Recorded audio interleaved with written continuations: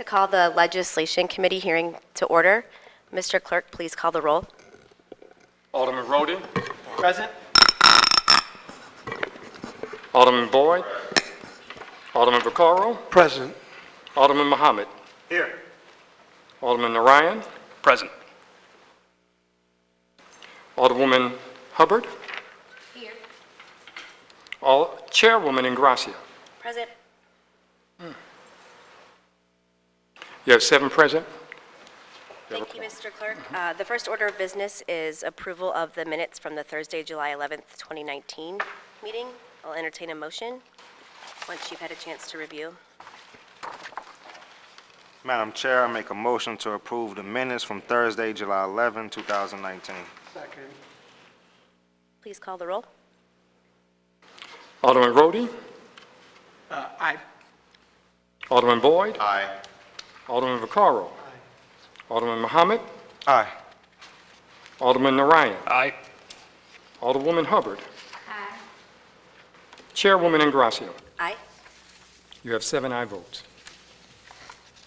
The first order of business we have tonight is a discussion on the Equity Indicators Baseline Report that was released a number of months ago by Christina Garmendia, formerly of the Mayor's Office, and we are going to be discussing it tonight from the view of a local public policy lens. So Christina, if you'd like to come up and introduce yourself.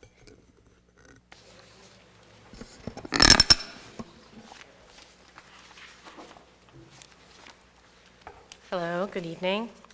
Good evening. Thank you all for having me to testify, and special thanks to Alderwoman Ingracia for your invitation. So my name is Christina Garmendia. As she said, I was the Equity Indicators Project Manager for the City of St. Louis from November 2017 to January of this year. And I was embedded in the Mayor's Office for 13 months on a grant funded by the Rockefeller Foundation. I was hired by the former Deputy Mayor, Nicole Hudson, and the former Chief Resiliency Officer, Patrick Brown. Next slide. So I was tasked with identifying quantitative metrics that would help us measure progress or lack of progress towards achieving racial equity in response to the Ferguson Commission's report. Next slide. And so that task was to design a framework of indicators to measure progress towards achieving greater equity in St. Louis over time. So really a policy tool for both the community, for legislators such as yourselves, government agencies, and other policy groups. And so in January of this year, we released the report that is available on the city's website. And there are 72 equity indicators represented there to measure racial disparities.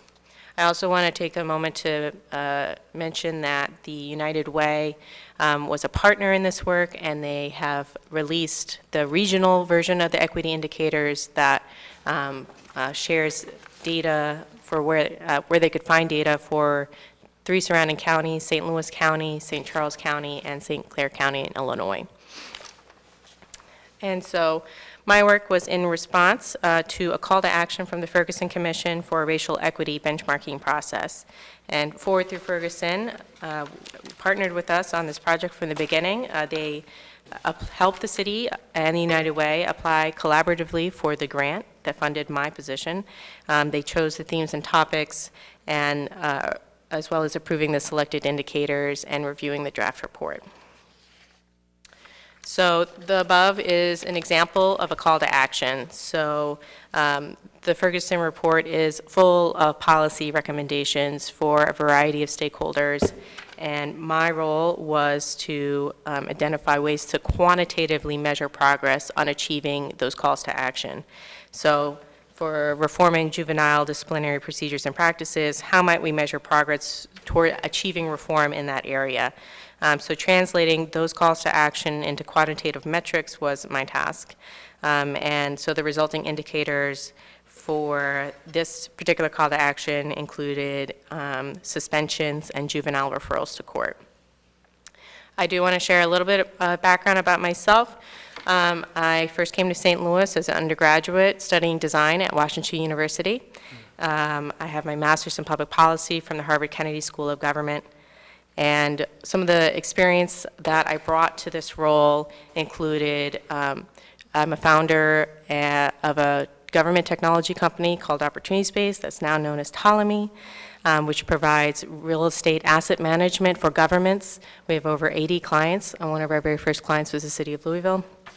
And in that company, I served as the chief customer officer. So I worked directly with our clients, our government clients, to identify data that could be used to inform analysis that would help them with decision-making around managing their real estate assets most effectively. And just prior to returning to St. Louis, I was a senior research fellow of metropolitan equity at Rutgers Law, where I was advising the city of Newark and the Rasa Baraka administration, specifically on housing policy and operationalizing rent control. So next slide.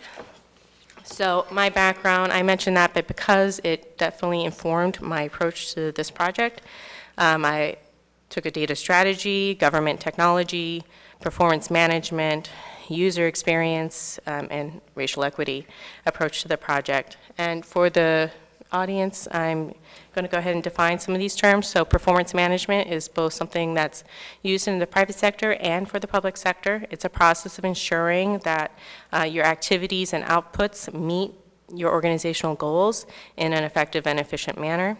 And then user experience, this is a more technical field. But it's a process of designing systems or products to be easier or more intuitive to use or navigate. And so that definitely informed my, some of the things I saw while I was identifying data and metrics for this project. So what are the equity indicators? They're a type of performance measure. So they're a type of performance indicator that compares outcomes between two groups of people, and these groups could be disaggregated by any number of variables. The equity indicators is exclusively focused on race and neighborhood, but they could also be disaggregated by race, gender, income, or immigration status. And I'm going to kind of skim over the indicator selection process, but in short, I was taking the priorities of the Ferguson Commission, priorities of department heads, in conversation with the available data and meaningful metrics. So each indicator had to meet the following criteria. Needed to be local to the city, annually collected, disaggregated by race or place, and in some way responsive to the Ferguson Commission's calls to action. So that resulted in 72 indicators evenly spread across the three themes of the Ferguson report: youth at the center, opportunity to thrive, and justice for all. And these included the topics of child well-being, education quality, educational attainment, financial empowerment, health and safety, neighborhoods, and policing, court reform, and civic engagement. So the most city-related, City of St. Louis-related indicators were under the Justice for All section, and that were also related to service delivery. So how might data inform decision-making around policy? So how might equity indicators inform policies? It can help you identify the issue areas that should fall under your organizational scope, so the goal identification. It can help you prioritize by identifying the relative importance of different activities, so you could prioritize either investment or where you focus your time in terms of issues. And data can help you understand whether your strategy is effective at achieving your goals, so impact evaluation. Next slide. So goal identification, how to make government more equitable. You should be focusing on needs not being addressed by the private market. So a guiding question for this is, what needs are not adequately addressed by the private market in St. Louis? And you can see I've listed basically some of the departments that we have here: public safety, health, housing, and some that we don't: transportation, education.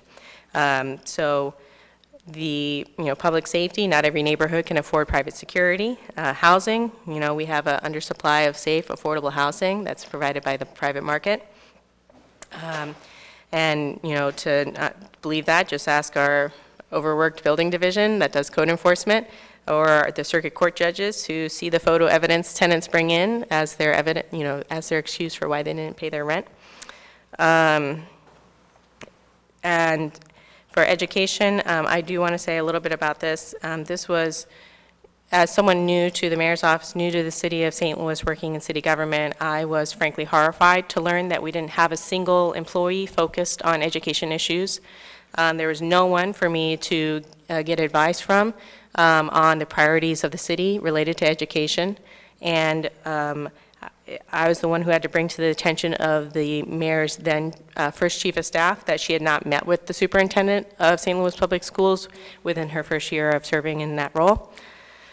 And I think education is not an issue you can afford to ignore. You can't afford to not care about this issue. So second, issue prioritization. Your guiding questions are, what issues predominantly impact Black St. Louisans? And you can think about this in two ways. You can look at the largest racial disparities or the largest numbers of people affected. So next slide. The largest racial disparities. The report is predominantly set up for people to read it this way, where each indicator is given an equity score, with 1 being the most inequitable and 100 being equitable. So similar outcomes between Black and white people in St. Louis. So the lowest scoring indicator for racial disparities is child asthma. What that means is that Black children in St. Louis are 10 times as likely as white children to visit an emergency room for asthma. We have similarly extreme disparities in youth STD rates and child food insecurity. So you can see that some of our biggest racial disparities are in the area where we have the least local government departments working on this.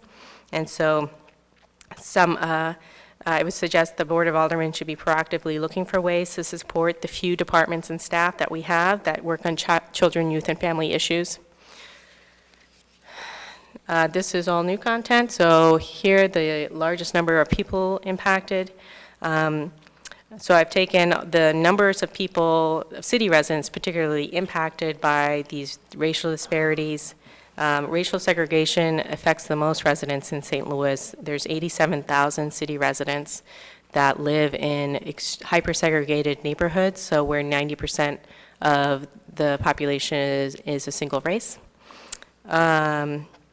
And then other ones include concentrated poverty, where 65,000 residents live in areas of concentrated poverty where more than 40% of their neighbors are in poverty.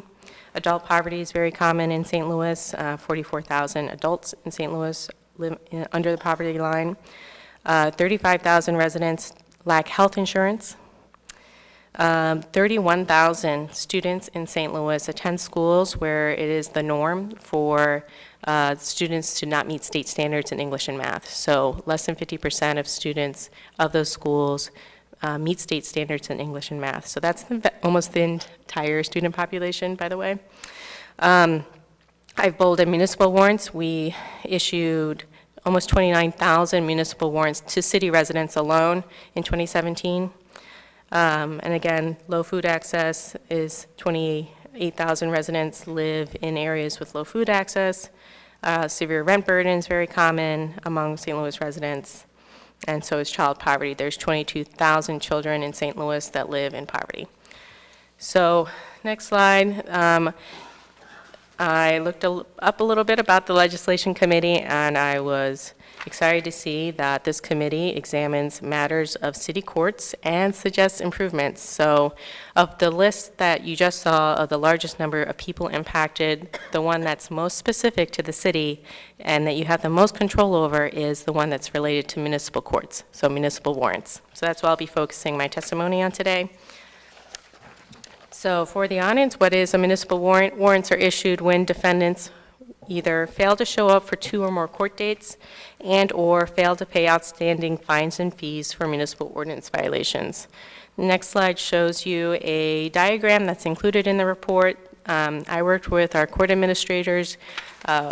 We went over this diagram over and over again to make sure it was correct and that I had understood how municipal warrants work in St. Louis and when they are deployed. And I wanted to share that with the public because a lot of people don't understand why, what municipal warrants are and why they matter.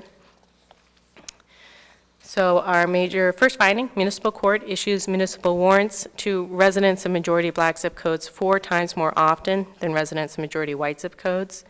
And one reason I looked at the zip code level was so that I could only look at city residents and not, obviously our municipal court handles issues that affected non-residents. So findings, over 43,000 warrants were issued by the city municipal court in 2017 across all the zip codes, but 66% of warrants are issued to residents of the city. So that's almost 29,000 warrants issued to residents of St. Louis City. And I just want to translate that for you guys. That is the equivalent of over 80,000 missed court dates. Remember, we're a population of 311,000 people. And that's thousands of unpaid court fines. So I didn't get this disaggregated by this measure from the court, but you guys can. You can ask for that from the court. And first question you might ask, is this normal? Is this acceptable? And no, it isn't normal, and it shouldn't be acceptable, but apparently it's never been questioned. At what point do we think that maybe there's something inefficient or ineffective about how our courts work or don't work? Next slide. Next slide. Oh, wait, no, go back. Back. There we go. So, for point of comparison, there's not a ton of data out there around how many municipal warrants different cities issue, because a lot of municipal courts don't produce annual reports about their basic activities. But for reference, in St. Louis City, we issued warrants at a rate of 94 warrants per 1,000 people, compared to New York City. New York City issued 131,000 bench warrants in 2014 for missed court dates for low-level offenses, so pretty equivalent types of charges, and that translates to 15 warrants per 1,000 people. So we are issuing a lot more warrants than perhaps we should be. Okay. So what's the impact of a municipal warrant? What that means for defendants, for residents, is that they are arrested when they encounter police. They'll be placed into custody until they can see a judge who will release the defendant with a new court date. And a defendant, they can be held up for 48 hours for a minor traffic violation and 72 hours on other violations before they see a judge. So that's the upper limit. They're not supposed to be held for longer than that. But minor charges can turn into major inconveniences for defendants, and they have long-lasting trauma for defendants and their children. So think about, where you might be going, what life you might be living when you encounter a police officer and you are arrested. You could be going to a job. You could be picking up your kids from school.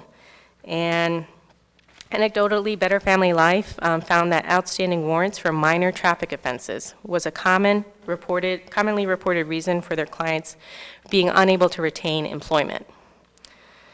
In addition, in Missouri, people with outstanding warrants can't get their driver's licenses or their passports issued or renewed. So what's the impact of a municipal warrant for the rest of the city? There's a lot of impacts. So for police, they're obligated to arrest if there's a warrant. So that takes police officers off the street, and they're processing defendants for minor crimes. For corrections, they have to hold those defendants pretrial on minor municipal charges. And in municipal court, when I first asked them what was the impact of all these municipal warrants on them, they're like, stamps. It's a lot of stamps. So yes, the municipal court, they have to send mail to defendants for either both the summons and the warrant. But it's actually so much work that they created a confined docket, so they dedicated a judge to run these rescheduling hearings that's held 5 days a week. So that's a lot of staff time dedicated to this issue.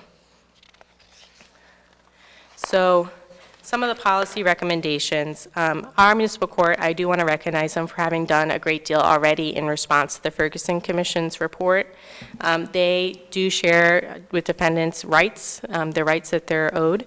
They offer a treatment court, they offer payment plans, and you can make payments online, which are all great.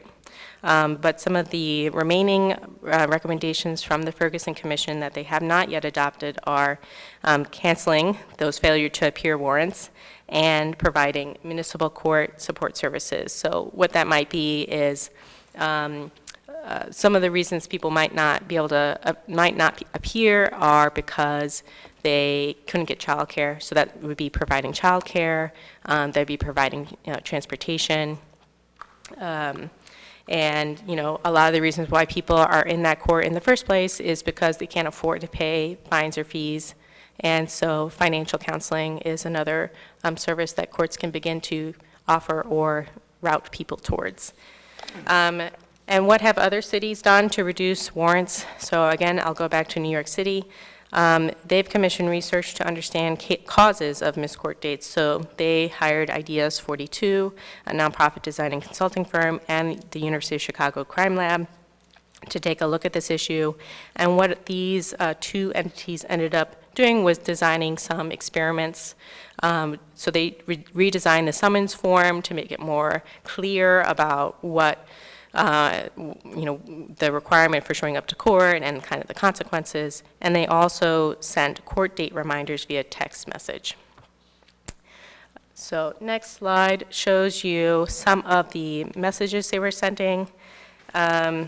So some of the main barriers that they found were contributing to the failure to appear rate was that people didn't think that their crimes really necessitated a court date. So it was something like trespassing in a park. They didn't think they had to go to court for that.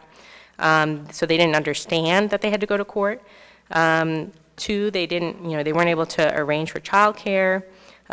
Three, they didn't believe people actually had to go to court. So that happens. And then lastly, there was actually a long time between when the crime happened and when they received the summons to appear in court. So it was between like 60 or 90 days after the ticket was issued. So people just forgot.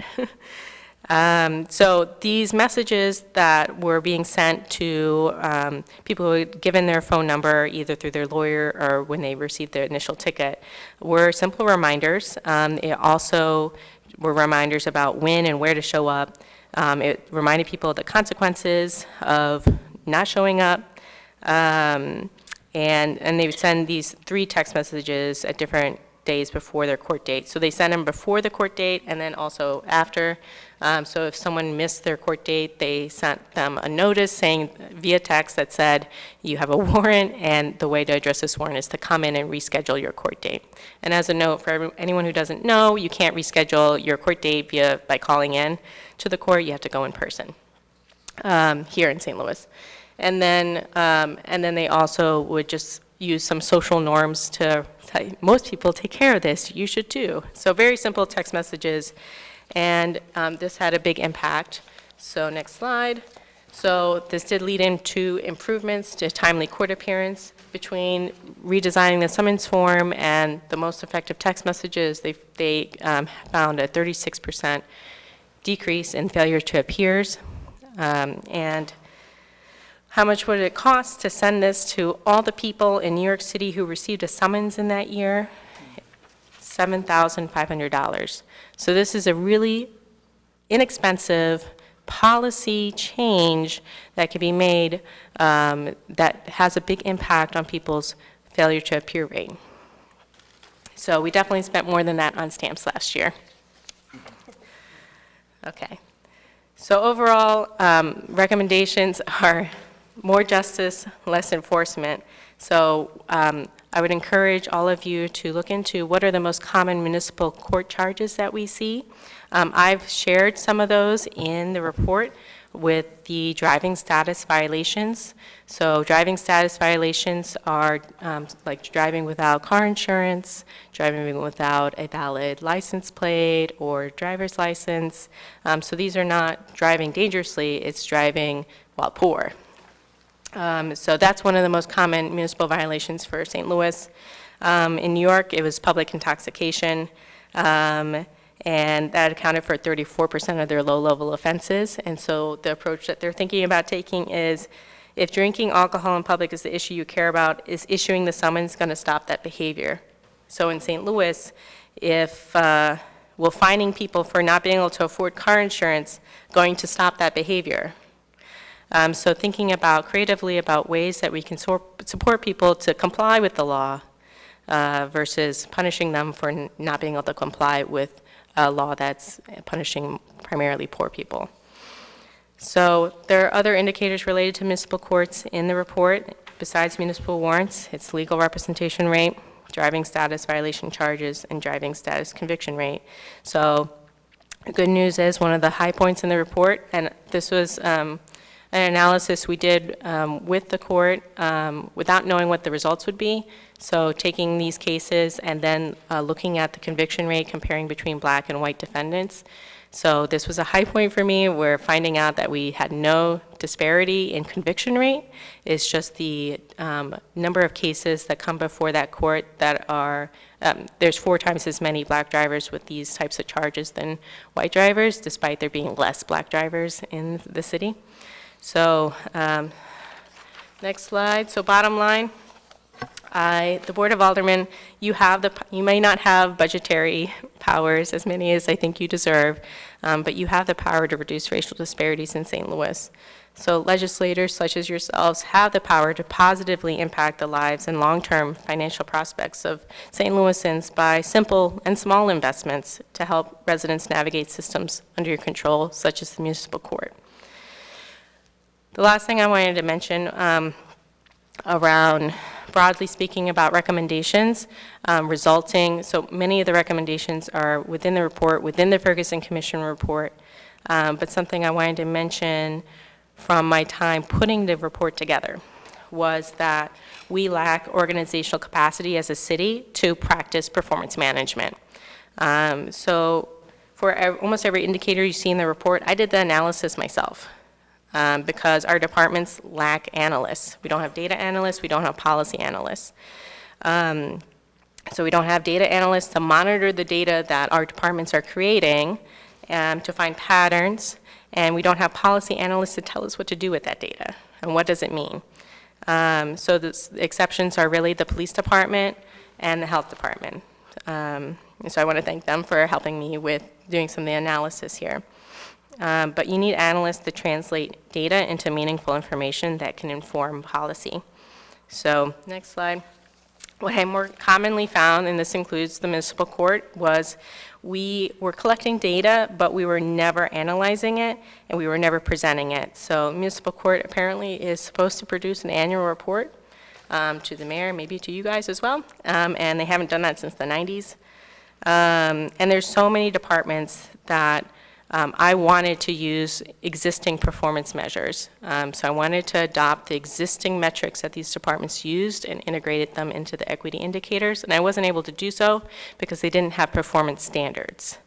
So for example, I looked at service delivery, and the one that made it into the report was related to single street light outages. So that's the traffic and lighting division. So there is a disparity in response time for responding to single streetlight outages, and one thing I wish I could have done with the report was use a performance measure that mattered to that department, but they didn't have a standard for what was an acceptable time frame for responding to that kind of complaint. So I'm not a traffic and lighting expert, so I wasn't about to say, well, 5 days is enough time, 10 days is enough time. So if your departments can identify their own performance standard, then we could look at a more meaningful measure, what percentage of calls met that standard, versus what I ended up having to do, which was comparing median response time. So yes, so this is kind of the state of where we are as a city. We produce a lot of data that can help us develop meaningful policy reforms, but we don't do anything with it. So. And that, I'm going to kind of end on that, but that's the, I really would love to see the city move towards performance management, to move towards using their data to inform decision-making, and I'm happy to answer any questions, and you can reach me. I no longer work for the city, but you can reach me anytime. I'm happy to testify on any one of the indicators. I only chose one of the 72 today, but you can reach me at this email address. Thank you. Thank you so much. That's a lot to unpack. Especially thank you for spending your own time with us here tonight and preparing this since you're no longer employed by the city. Really appreciate that. Alderman Rhodey, do you have any questions? I guess a couple comments and maybe some questions. I couldn't agree more about the performance measures. We and HUDs have been spending the last several. Let me pull it.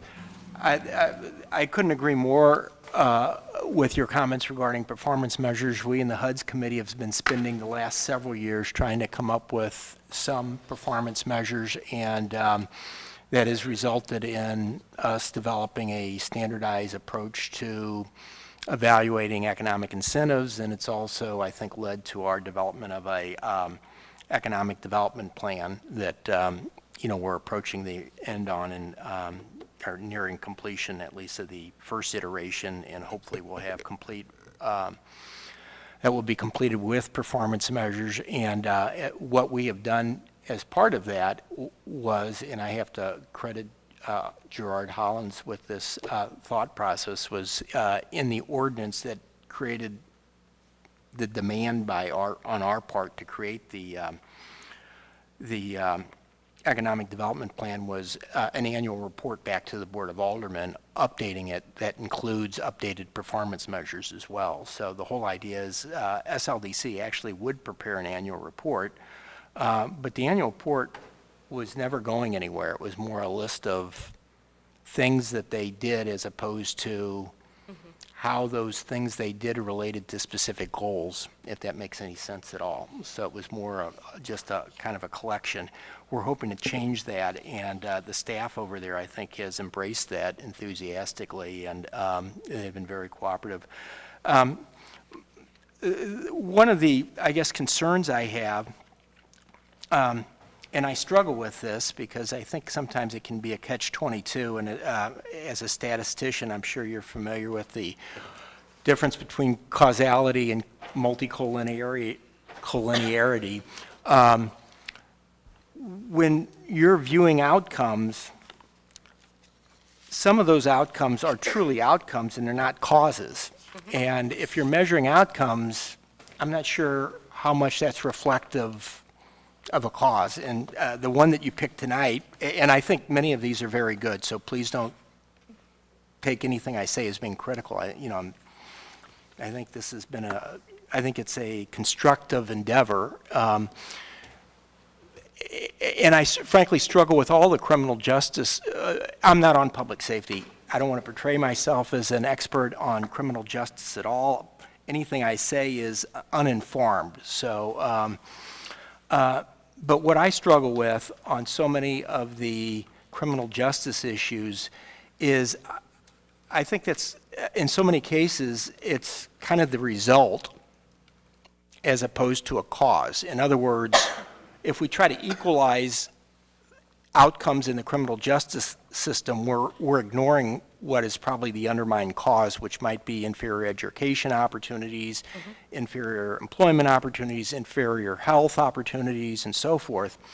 And I get a little concerned when we start measuring outcomes on those or trying to equalize outcomes on those, because I think we're looking at results as opposed to trying to address the underlying causes. And I'm going to pick on you a little bit, but please don't take this the wrong way. When we go ahead and take a look at St. Louis, for example, and we're comparing our warrants to New York, I think right off the top of the head, there's a whole lot of adjustments that I would make. One is the socioeconomics of the relative population. St. Louis City has, on average, a much lower income population. That would be one attribute. You said in here that one of our largest ones is traffic. If you live in New York, the likelihood of you driving a car is much lower than what it would be in St. Louis. The likelihood of you living in a single-family home as opposed to a larger apartment complex would be much smaller. So there's a whole lot of adjustments that I would make, to kind of clean up the data. But even then, are we really looking at trying to go ahead and tell somebody that it's okay to drive without insurance, I think is a mistake, and that's not something we should focus on. What I think we should focus on is creating opportunities for people to get from where they live to where they work without necessarily owning a car, or some way that, or maybe where they work, they make enough money so that they can afford to pay for the insurance. And I guess that's my only criticism or observation. It's not, I don't want to even call it a criticism, but I think that we have to be very careful when we start setting up performance measures in trying to equalize outcomes, where we should be thinking about kind of causes as opposed to the effects. Yeah, and one limitation of the report that I try and emphasize over and over again is that it doesn't explain why there's racial disparities. So that causality, there's core underlying issues like education and poverty for many of these things, that's true. So one of the questions that is listed as a further research needed is why did these racial disparities, why are they occurring? That's something that I didn't answer with this report. And it's key to go that level deeper to begin to develop policy responses. Let me take this one step forward, just because this is something we're struggling with over in HUDs too, and we're going to have continuous struggles with this as we move forward. Your report highlights the impact of, segregation, or highlights the high rates of segregation. We have affordable housing, obviously, is a concern. And then you overlay that with, I presume that if we looked at some of the warrants that are being issued, there'd probably be a substantial number of warrants that are property related, property ownership related warrants for. So when you go ahead and you start thinking about stabilizing neighborhoods and discouraging disinvestment, mortgage rates was the other one. I think it was number 9, or mortgage origination. Mortgage origination. So if you have a neighborhood that is undergoing disinvestment, you're going to have trouble originating mortgages in that neighborhood if there's significant disinvestment. One of the ways you can, at least historically, have tried to fight disinvestment is through code enforcement. You lay off on code enforcement, you can very easily accelerate neighborhood disinvestment, and then and that's just one example. There's other examples where you start talking about, if we're wanting to do something with segregation, well, if you go ahead and you have disinvestment, you're moving people from a segregated neighborhood somewhere else, or if you're going ahead and support reinvestment, which frequently coexists with gentrification, then you're going ahead and you're now accused of either displacement or reinvestment. And that's the thing that we're starting to struggle with on HUDs.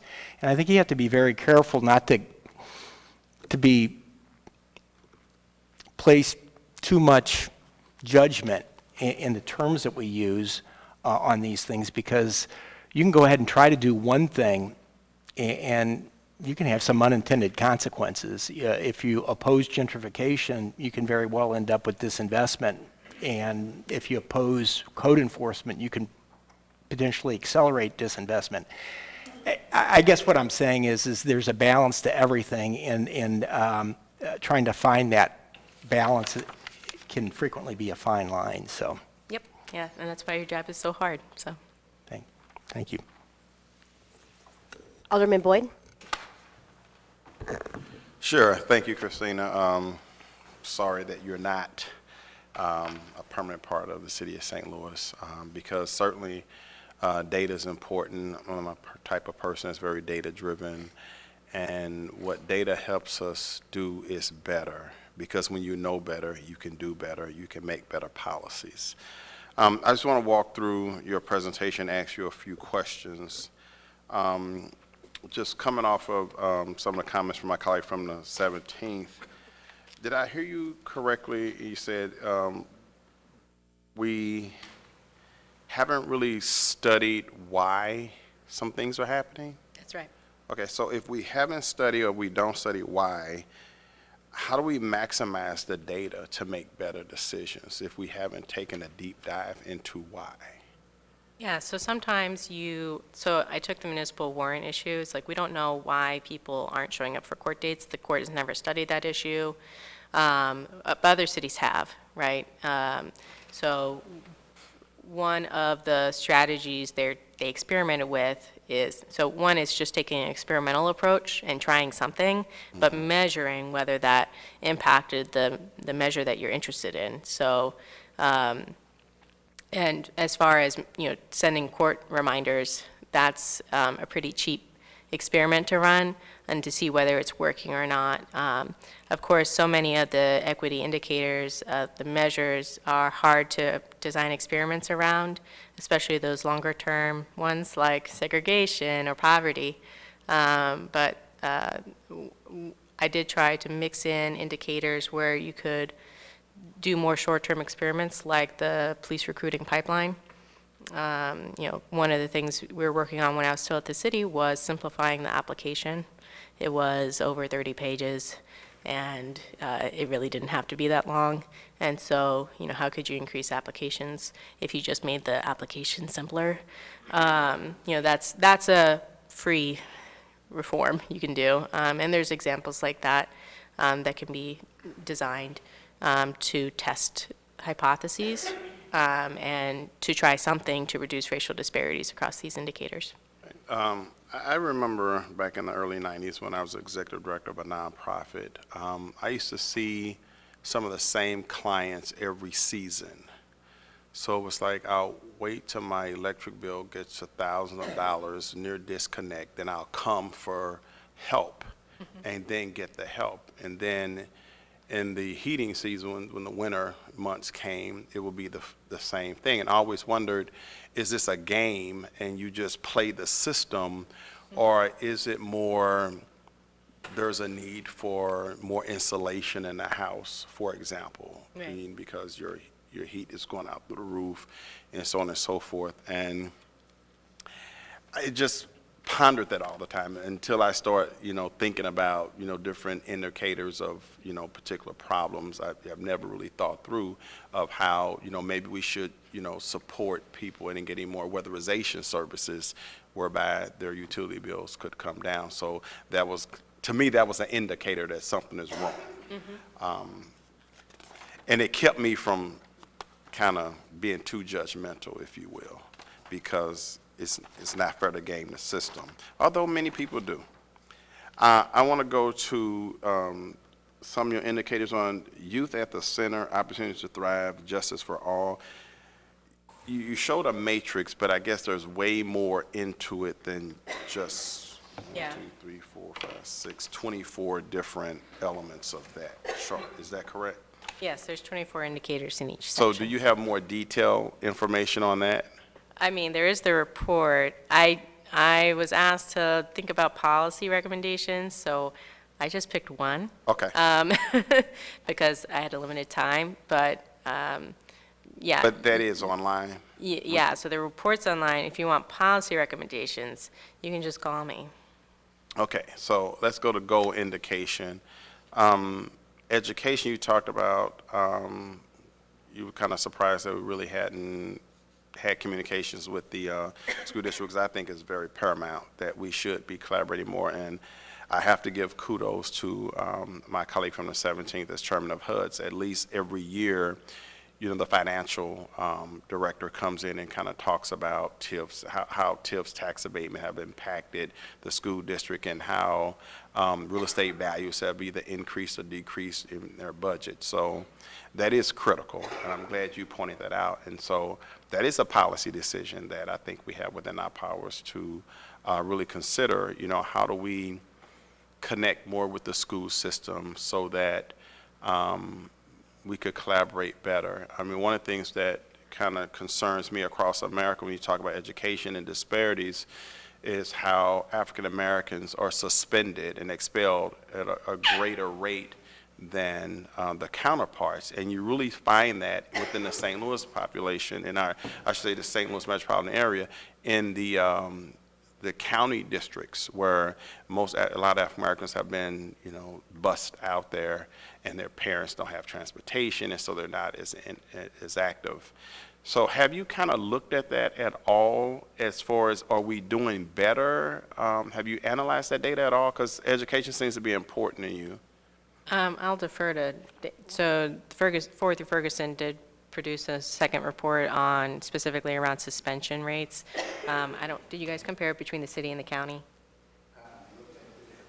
Can he, if he doesn't mind, if he could come and speak and identify To come up himself? and identify. And just really quickly, we're also going to invite, come on up, I'm sorry. Oh, perfect. We are going to invite Ford through Ferguson to come and speak to us as well. But yeah, Okay. please feel free to answer the question. Thanks. Sure. So I 100% agree that suspension rates are a huge part of the school to prison pipeline. Oh, sorry. David Dwight, I'm the executive director of Forward Through Ferguson, which is the organization created after the Ferguson Commission to provide ongoing infrastructure to help legislators, community members, concerned citizens to implement those calls to action. And one of the signature ones was that we needed to stop these practices, particularly for our region's youngest students, pre-K through third grade, where there are huge disparities. Missouri has much higher disparities than nationally other states. And we found that black boys with a disability in St. Louis are 42 times more likely to receive a suspension than the least likely population, which were white girls without a disability. And those rates are pretty unheard of in public health. So if you smoke a pack of cigarettes every day for 30 years, your chance of getting lung cancer is only 12 times more likely. But for black boys with a disability in St. Louis school districts, they're 42 times more likely to receive an out-of-school suspension. And there has been quite a bit of research into the root cause analysis of that. For what's behind it, and a lot of it is not because of the actual behavior of the child, but because of the school district's ability to support that child, and also bias that teachers or other support staff may be. So let me ask you this. Tell me your name again. David Dwight. David. Okay, David. So have you analyzed St. Louis public schools within the city of St. Louis and St. Louis County schools? Yep, so we first released what we called school district report cards, which were based on Sunshine DESI data 3 or 4 years ago, and then did an update to it in a report called Falling Through the Cracks, which looks at disparate rates of suspension in all 30 school districts in the city, the county, and St. Charles. Thank you. Appreciate it. Let's see. I'm just walking through it real quick. So this is kind of near and dear to me, asthma. As we talked about the largest racial disparities, asthma was at a 1. Have we looked at some of the reasons that African Americans have asthma at a greater rate? You said 10 times. Yeah, so the name of the nonprofit that focuses on this issue escapes me, but some of the reasons they found for the disparity, so asthma is caused by both internal and can be triggered by both internal and external air conditions, air quality. So we know black children live closer to highways, closer to factories, closer to triggers that create pollution in the air, and then internal air quality in their homes is variable. So we know that children are also more likely to have lead poisoning, and so it's the age and condition of housing has an impact on child asthma, and then the measure itself is emergency room visits for asthma. So that represents kind of the tip of the iceberg. That's asthma that's not being managed, and sometimes that's a function of not having the medication required to help manage that.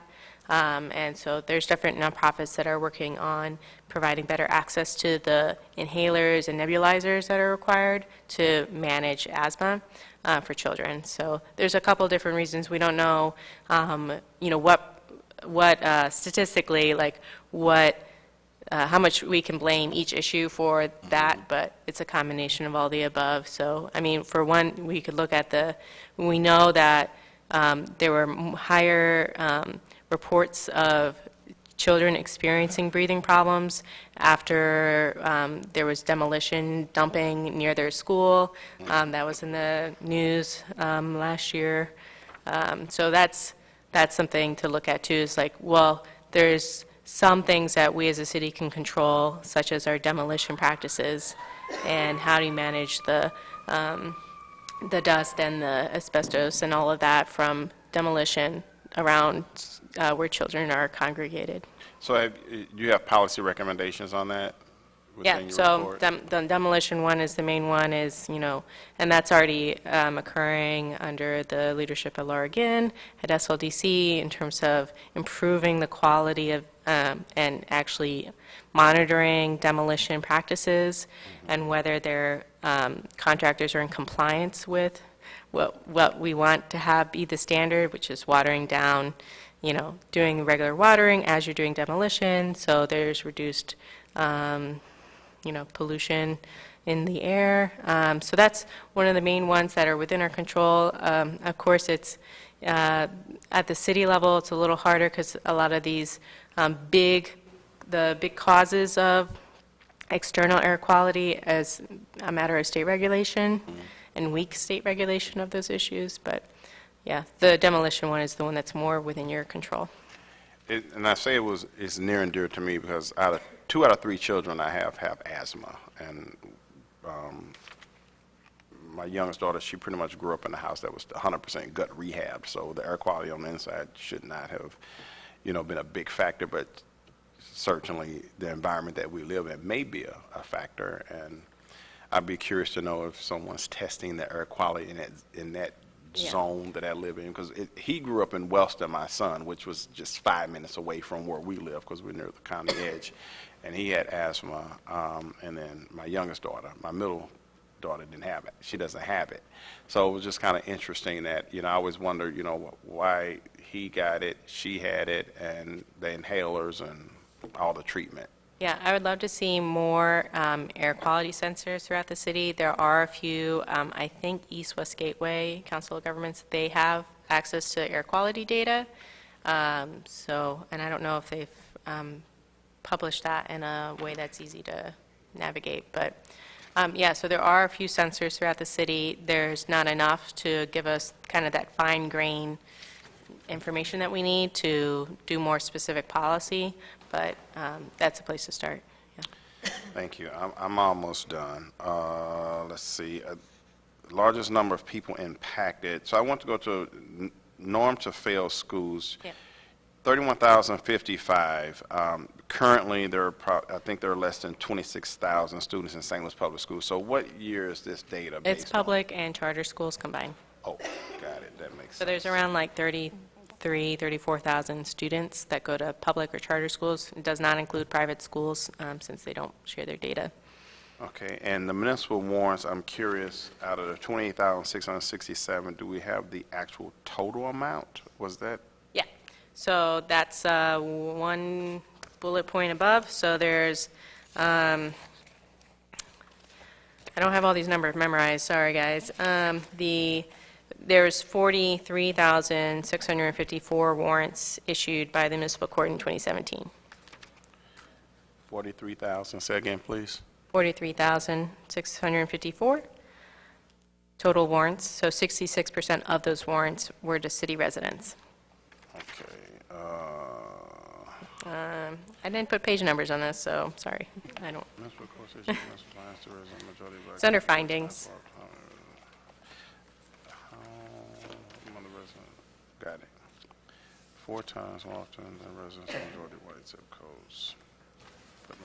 The municipal court issues municipal warrants to residents of majority black zip codes 4 times more often than residents of majority white zip codes. So next slide is. Any thoughts about why? So thoughts on why? So I don't know the underlying reasons why black residents or residents of majority black zip codes are unable to make it to court more often, but I'm sure there is some co-occurrence with the poverty rate. So, also why you might receive a municipal warrant is not being able to pay your fine. Yeah. Let me ask you this, Christina, because, Yep. I'm the type of person, I believe in accountability and responsibility. So, I can be poor, but that's no excuse for me disobeying the law. Yep. I can be poor and I can choose to by this or by that. Sometime I'm concerned about making excuses for poverty. And I say that from a vantage point of a person who was born in and lived through poverty. Yeah. So I don't want anybody to take this the wrong way and act like I was born with a silver spoon and I don't care about people in poverty, because if I didn't, I wouldn't live in a very poverty-stricken community that I represent. You know, I see people that have temp tags that are 9 months old, and I see what they do. I see what they buy. I see their lifestyle. And I see the car that they have. And I'm just calculating in my mind, okay, you have this car, it's a 2000. You probably didn't pay more than $2,000 for it. You're probably not going to pay $200 for sales tax. But you wear True Religion jeans. You wear $200 jeans. You wear nice outfits. You wear stuff better than me. And I question, should I feel sorry for somebody that gets pulled over because their temp tag is bad? Where's their personal responsibility? And I get frustrated, Constituents call me out on that a lot. And why is this happening? You can drive through my neighborhood, and I guarantee you, you can probably easily, if you drove through 100 blocks, find 30 bad temp tags. We have choices. And when do we start empowering people who are impoverished to make decisions that are truly in their best interest and not be enabled by government? When do we turn that corner and start doing more of that? Yeah, I don't know the exact point in time at which, you know, you blame personal responsibility, but the prevalence of municipal warrants and the lack of attention we've paid to ever attempting to reduce the number of failure to appears, it's not been a priority. It's no one's job in the municipal court to increase attendance rates, and that shows in the data. So I'm not making excuses for individuals, and I don't even attempt to explain why in the report, why there's racial disparities in municipal warrant rates, but it predominantly, you know, affects people who live in certain zip codes.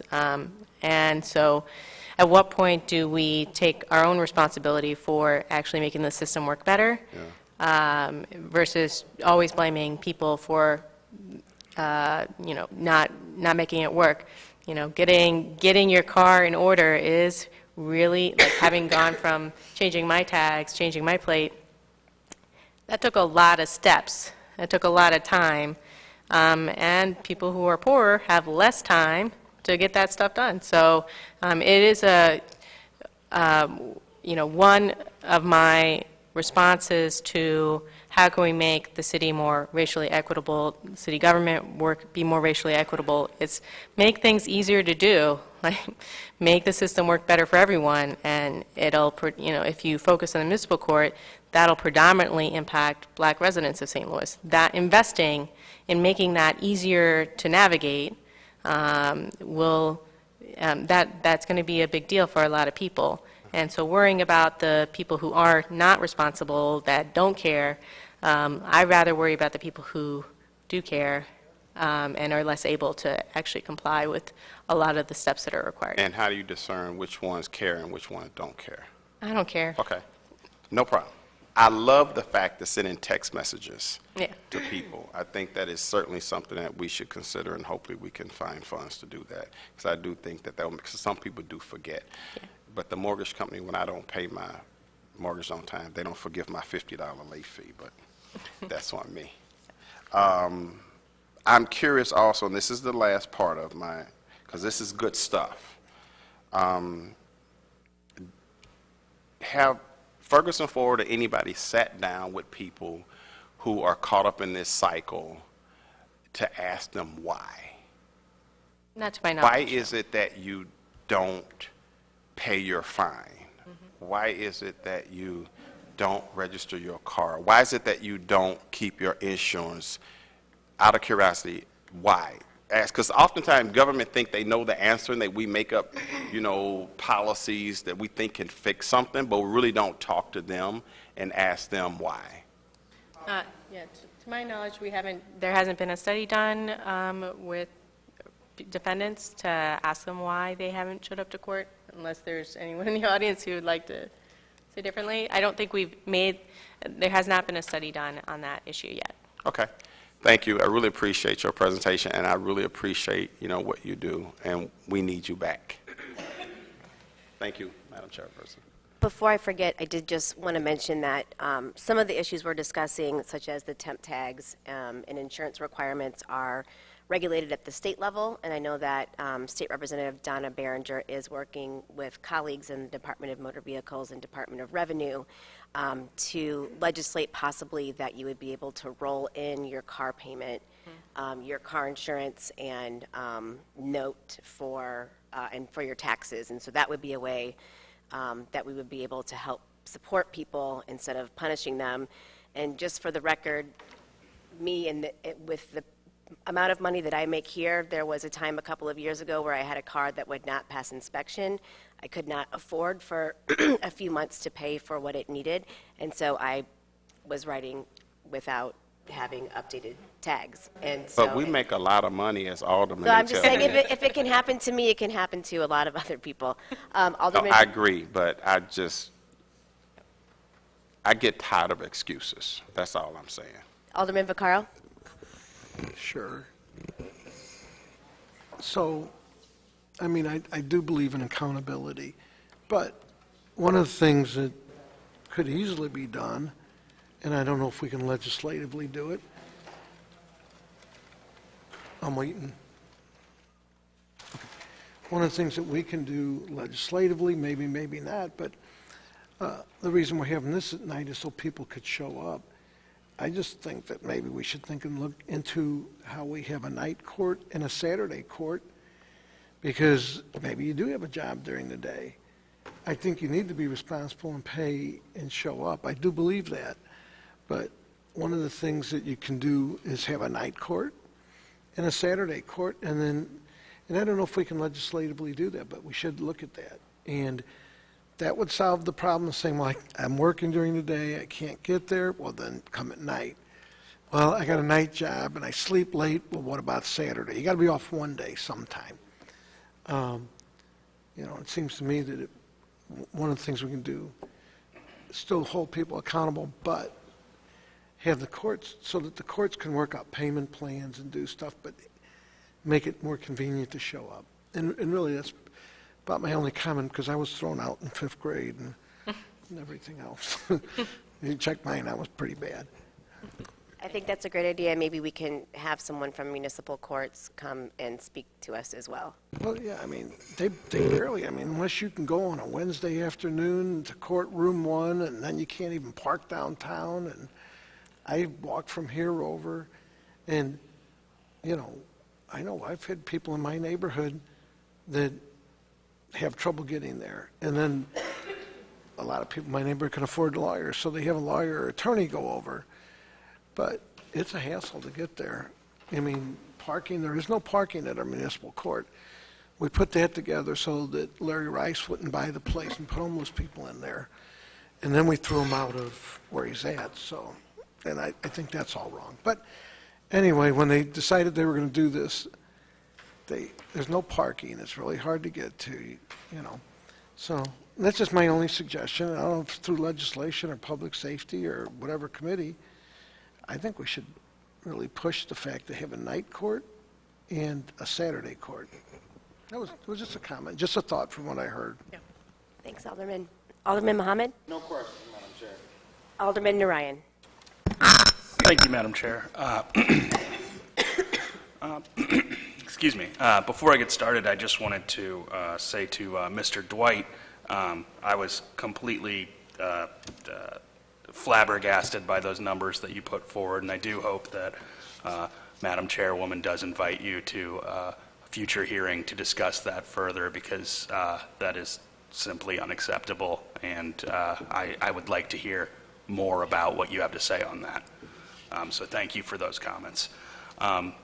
And Mr. Garmendia, thank you so much for being here today. I know that you're on your own time, and I really do appreciate that.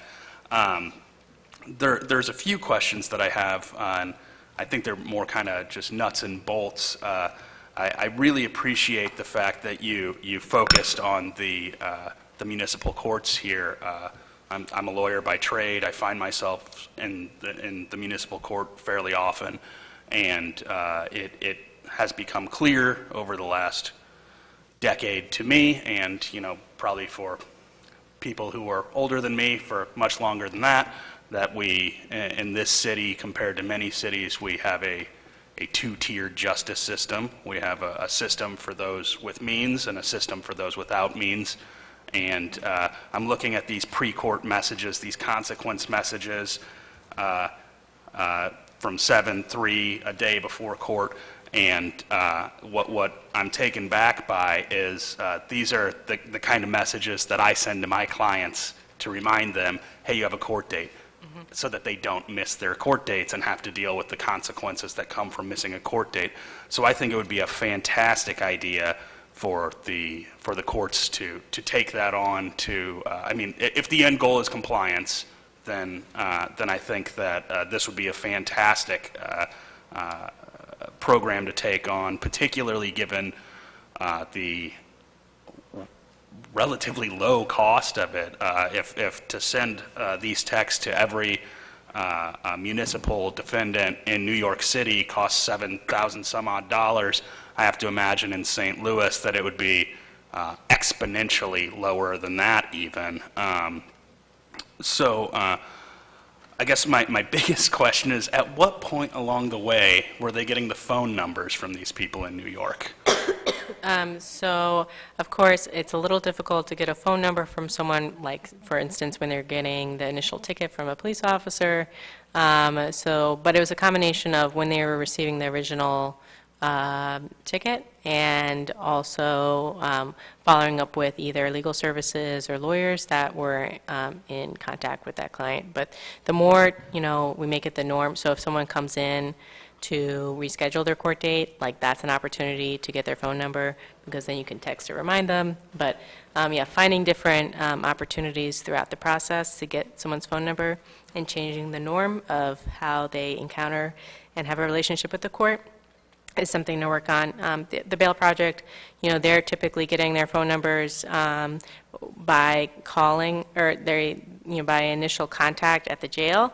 So that's when they're getting contact information for people, and they typically get like multiple numbers for the same client, so they have some way to reach them. So because people's phone numbers also change, but yeah, so it's different points throughout the process. There's different ways that we can get numbers.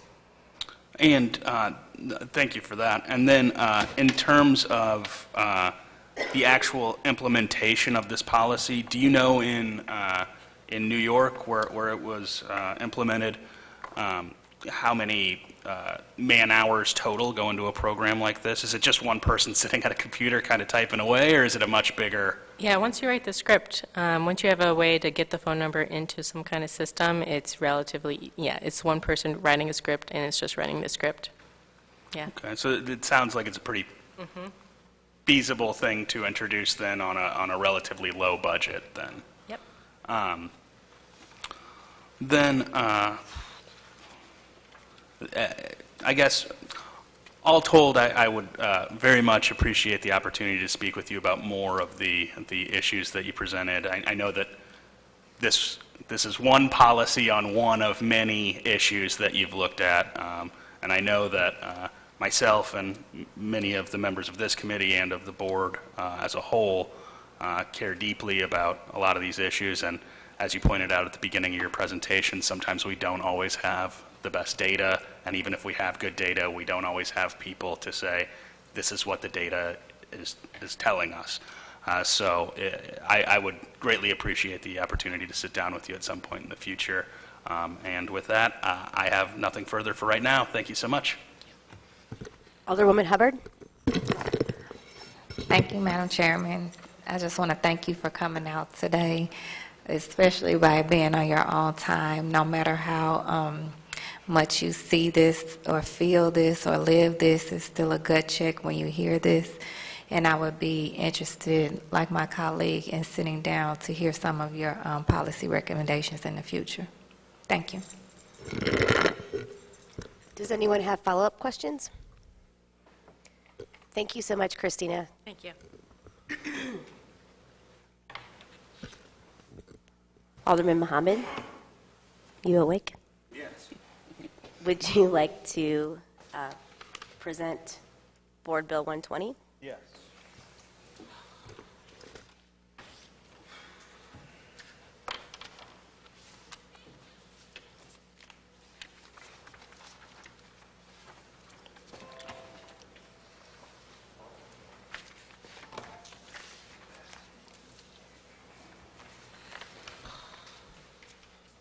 Thank you, Madam Chair and members of the committee. I'd like to introduce Board Bill 120. It is a very simple board bill, and it is ban the box. I know we are all familiar with that phrase, and the city is not new to it, and this is not new to the city. Under the Slay administration, we actually banned the box on all city employment applications. If you're applying for a government job or a job in one of our various departments or divisions. But what Board Bill 120 does is it extends that to every employer inside the city of St. Louis.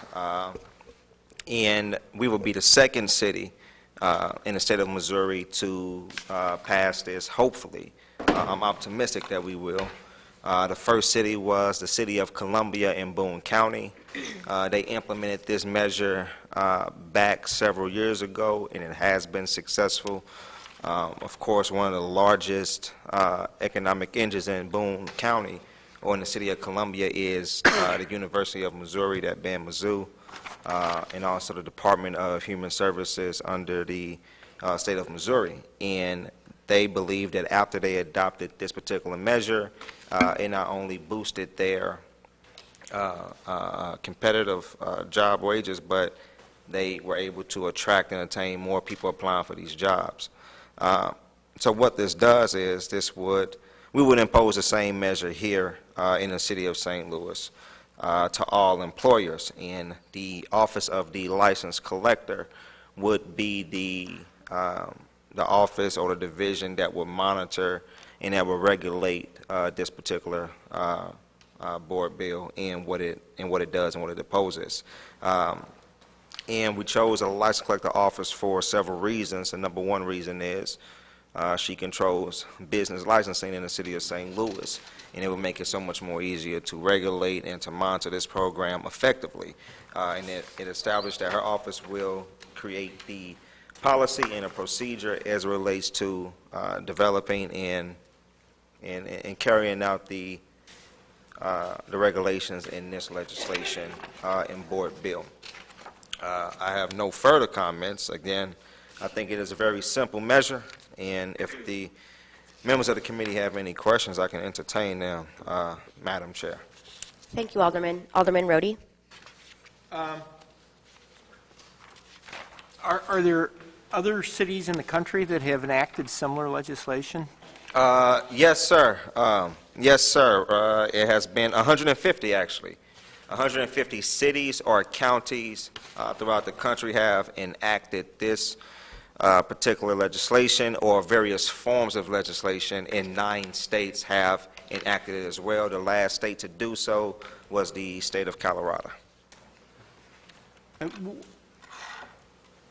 And Boone County, as I just said, and Boone County and the city of Columbia have enacted this same legislation. In fact, most of the legislative content that you're looking at now came from legislation or policy forms from the city of Columbia. Has this been reviewed by, like, the city councilors? I'm just not very familiar with the issue, other than I've read, some about it through the various newspapers. My concern would be some of the industries in St. Louis that would be, I guess there's an exclusion here.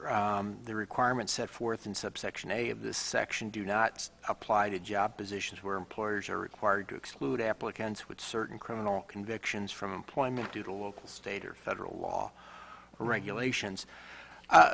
For example, Wells Fargo, which is located in the city, probably every bank that's in the city, real estate industry, virtually anybody who gets a professional license has to, I think, disclose. Usually there's a state database. I know that my professional licenses are subject to state database and full disclosure, and not for the misdemeanors typically, but typically for any felonies.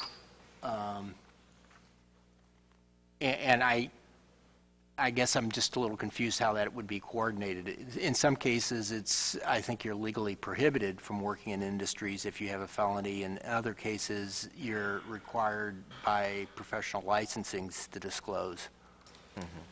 Have you vetted this, like, by SLDC or some folks that work with different industries?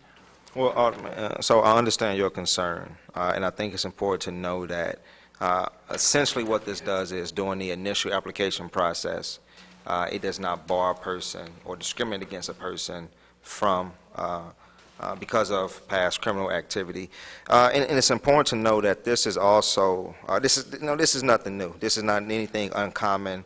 This was various acts of this legislation was passed and was also backed by the Title VII, which is a Civil Rights Act that was passed by Congress. And in that act, it actually said states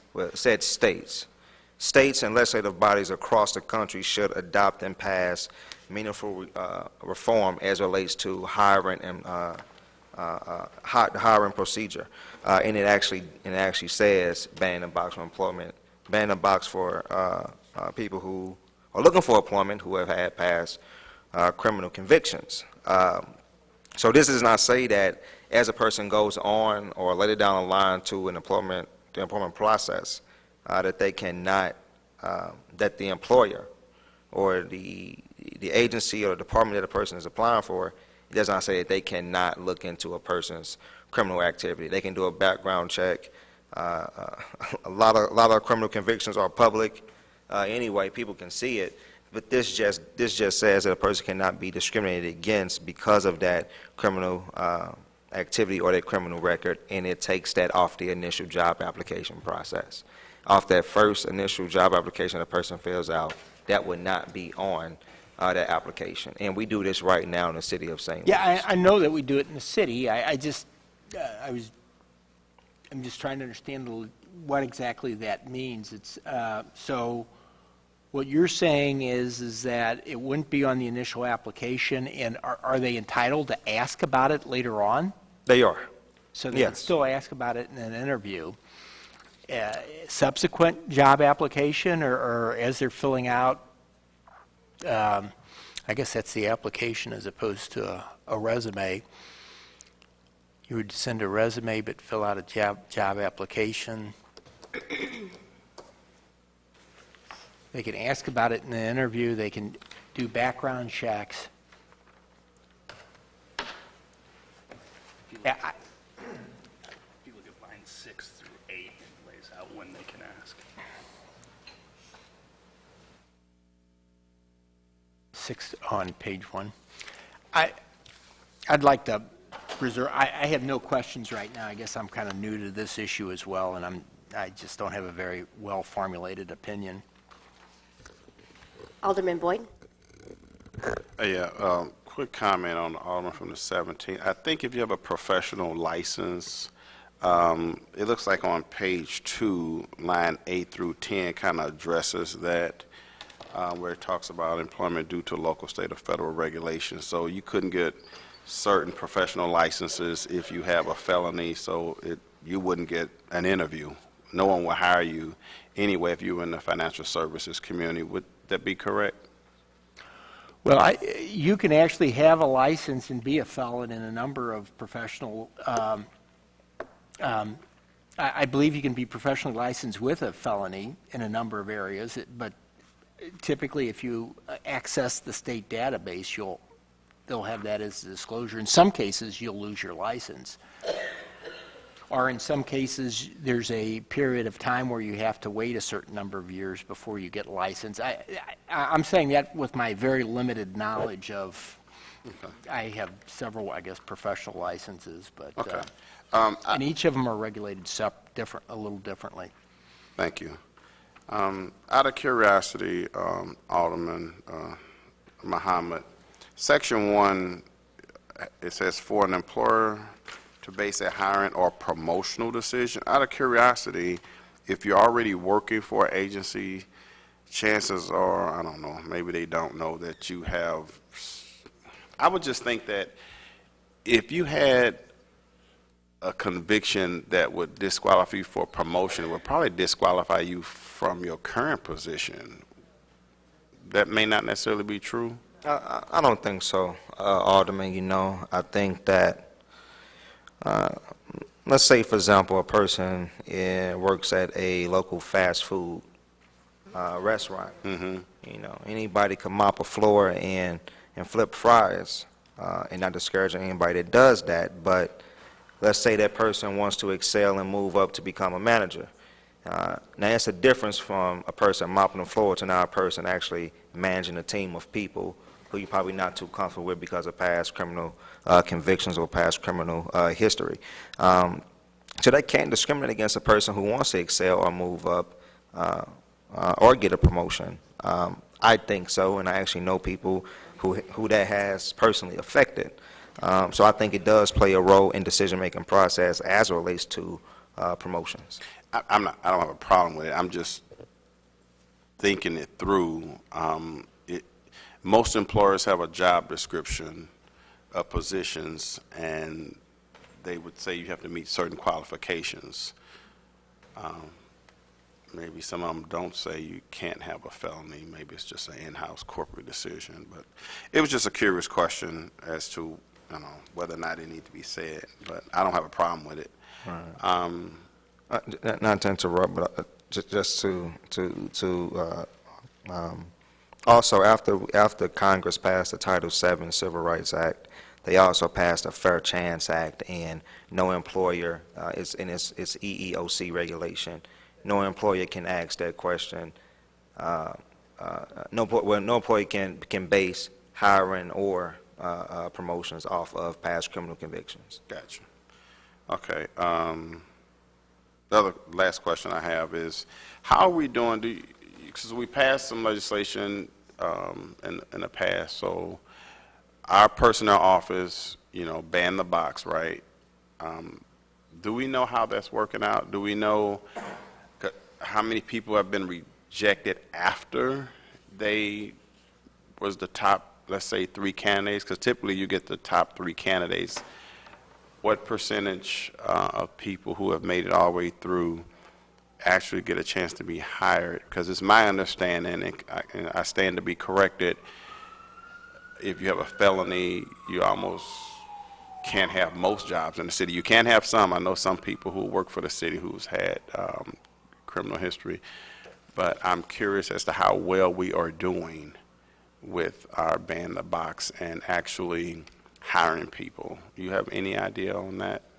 I do not, Alderman. That's a good question. I can tell you, getting information, this is just me personally, and may be different for another alderman, but getting information from Director Richard Franks and from the personnel department is a little tedious. It's like pulling teeth. And I think people feel the same way when they apply for city jobs. We post numerous city jobs online, and people apply, they never get a call back, and when they call to inquire about the job, it's like the job never existed. So just for me, trying to get information from that particular department and even trying to work with the mayor's office to get information, it has not been proven to be successful to me. And I believe in transparency. I think the personnel department is a joke because, you know, we always continuously say that we have a shortage of city workers, but there's no shortage of city workers in my ward, or there's no shortage of people that's looking for quality employment in my ward, but they can't get a job through the personnel department, which is complete nonsense to me. And I think it's important to know, too, that when the mayor passed this Not long ago, just a few years ago, when he passed this with the help of Senator Nasheed and a few of our members of the Missouri delegation in the House of Representatives, only some jobs were subjected to this ban in box. You know, like some jobs are subjected to not asking about medical history as well. Only some jobs were, and most of those jobs were jobs that deal with physical labor. You know, utility workers, forestry workers, those type of jobs. So I don't think that they would even have real concrete data on it. You know, if you ask me, I think we still don't have enough forestry workers because grass in my ward ain't getting cut. I think we are in agreement about some issues with the personnel department and how difficult it is to get people employed by the city of St. Louis. I would certainly be interested in having hearings with the personnel department. I have my own personal stories and issues about how they qualify people. It seems like there's more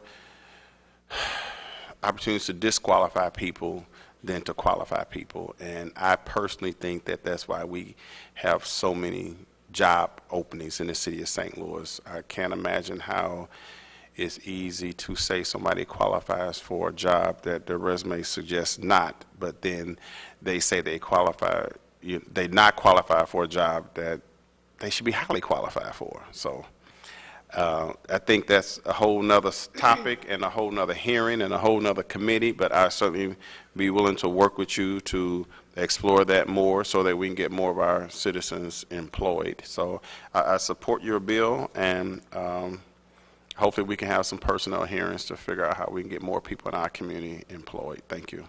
Thank you, Alderman.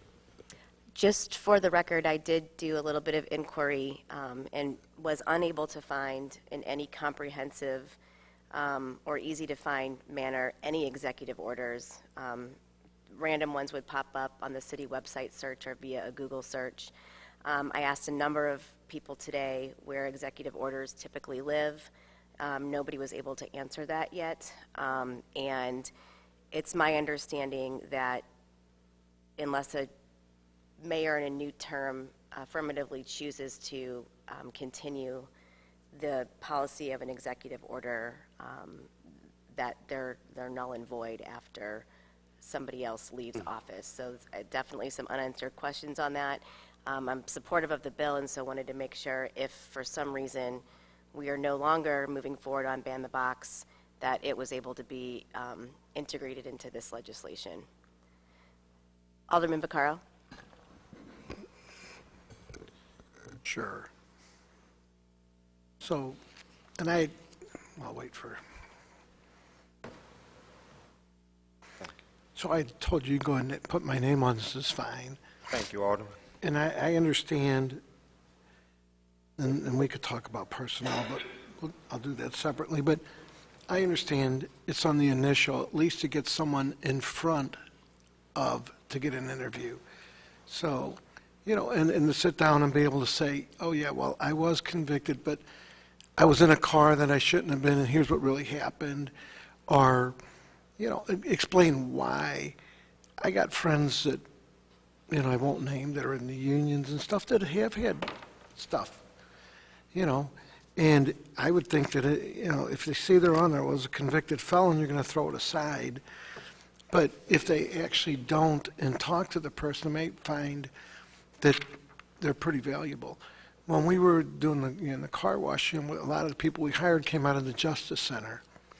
And in this case, you know, a lot of the unions came there and got car washes and got to meet these guys and they actually hired, like the ironworkers was big. If they saw someone that was, you know, capable and talented and got them actually into good jobs, and sometimes just getting that initial interview.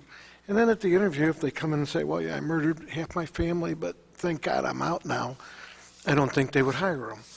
So it gets them the initial interview, and sometimes it, you know, that could be a good thing. And then again, for the employer, if, you know, if the guy's honest and says, you know, well, here's what happened when I was like 18, you know, this, you know, but I haven't been in any trouble in the last forever, and I'm not a bad guy, and I just made a stupid mistake. You know, I really think that it gets them the initial interview. And then during that interview, whatever the corporation, company, whatever it is, they can make that decision. At least it gives somebody the opportunity to present how they are as a person. If I put everything I did on a resume, they probably wouldn't even let me in this building. I mean, I was a bad kid, and you know, I grew up.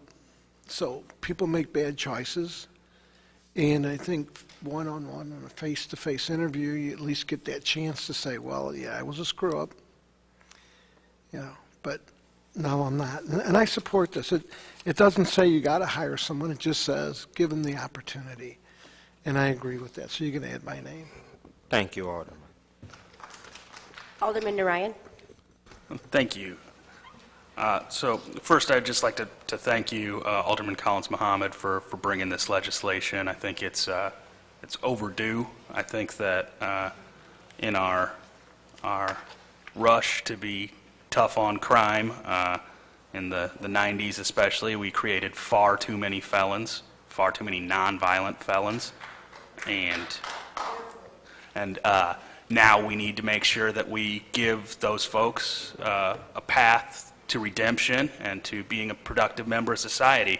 And we need to make sure that we can get them, I mean, having a good job is the first step along that path. And if we don't pass something like this, we can't sit and wonder why people continue to be engaged in a life of crime. If we don't give them a meaningful path forward, that's the only choice that we leave them with. And I think that it's important that you've addressed that.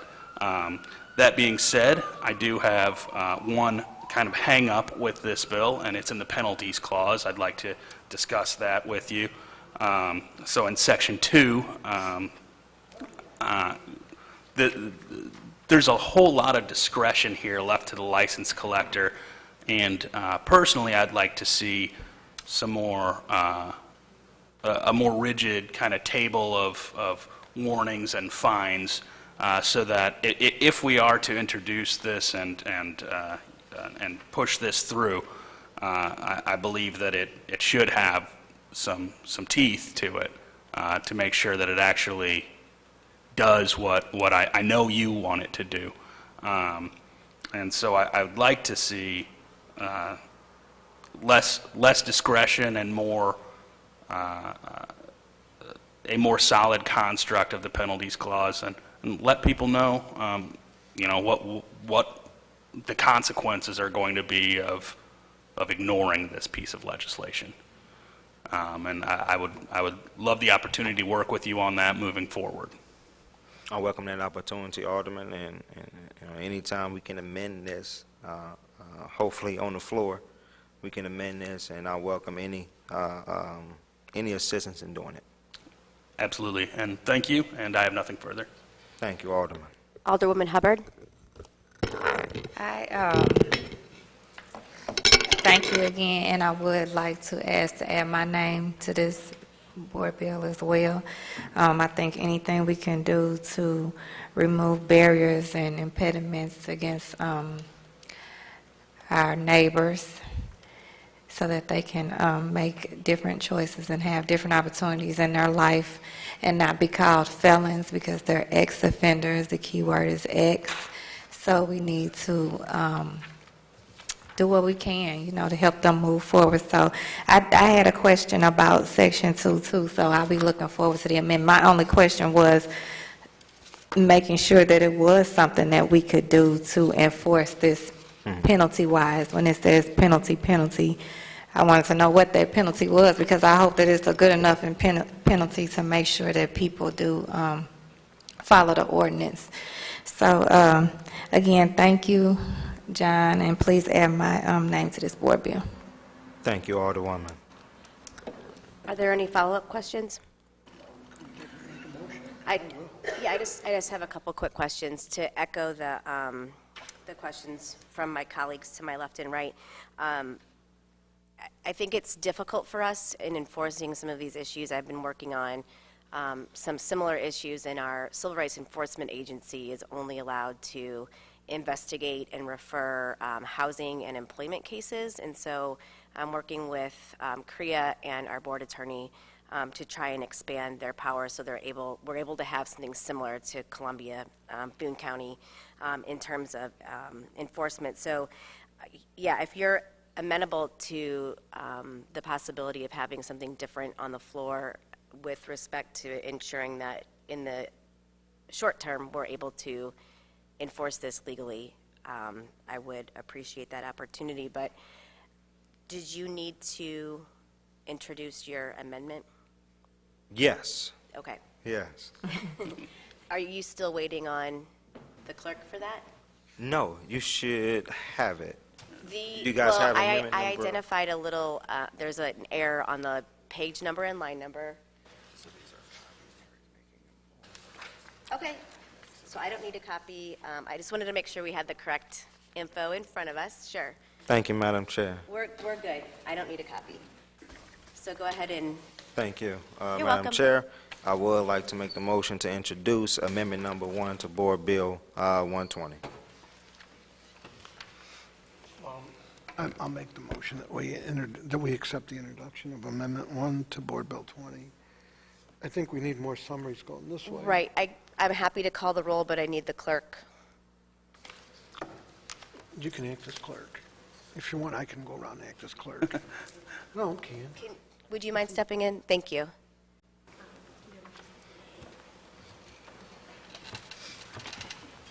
Callie comes in to save the day. Thanks for saving us. Would you please call the roll? This is for Amendment 1 to Board Bill 120. Alderman Rhodey? Now, this is on the amendment, is that correct? That's correct. Yeah, aye. Alderman Boyd? Oh, here it is. Alderman Vaccaro? Aye. Alderman Mohammed? Aye. Alderman Narayan? Aye. Alderwoman Hubbard? Aye. Chairwoman Ingracia? Aye. You have 7 aye votes. Great. I would entertain a motion to pass Board Bill 120 as amended out of committee. I'll make a motion we pass Board Bill 120 as amended with a due pass recommendation out of committee. I'll second that. Previous roll. Objection. Please call the roll. Alderman Rhodey? Present. Alderman Boyd? Alderman Vaccaro? Aye. Alderman Mohammed? Aye. Alderman Narayan? Aye. Alderwoman Hubbard? Aye. Chairwoman Ingracia? Aye. You have 6 aye votes and 1 present, Madam Chairwoman. All right, with your vote, we have passed Board Bill 120 as amended out of committee. Thanks for your time, Alderman. Thank you, Madam Chair. And And if the clerk could please note that we, Alderman Vaccaro, Alderwoman Hubbard, and I would like to be added as co-sponsors. I'll entertain a motion to adjourn. Oh, well, I'll make that motion. You make the motion when you adjourn. All right, let's get out of here. Thanks, everyone. What is your